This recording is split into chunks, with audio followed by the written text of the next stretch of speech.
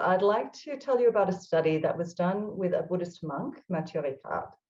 Some scientists put this monk into an MRI machine and tracked what was happening in his brain while they asked him to contemplate images of children in an orphanage who had been severely neglected, so very distressing images.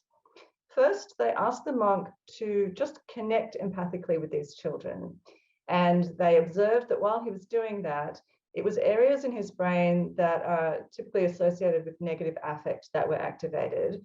Correspondingly, the monk reported that, particularly after an hour of looking at these images, he started to feel very dispirited.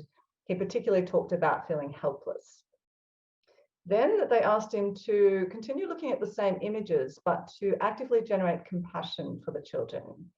He did that using a traditional Buddhist technique that employs phrases. So in this case, phrases like, may these children be well and happy, may they be free from suffering, may they quickly receive the help they need.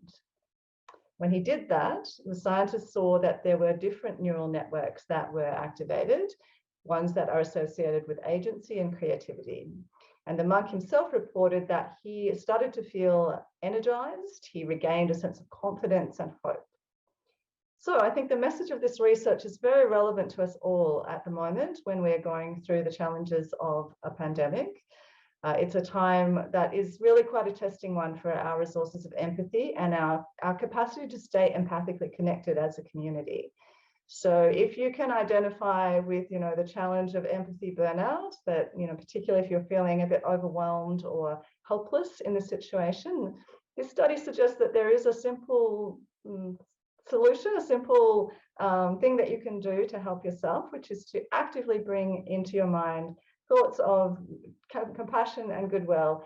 Good to start with yourself with these, so you don't have to go straight to thinking about helping others, but that's a natural impulse that comes from first generating the self-compassion and then the desire that others should also be free of their suffering. If you'd like some resources to help you cultivate compassion, a good place to start is the website of the Center for Mindful Self-Compassion. So if you pop that into Google, you'll find their website, which has some really lovely recorded guided meditations designed specifically to cultivate self-compassion.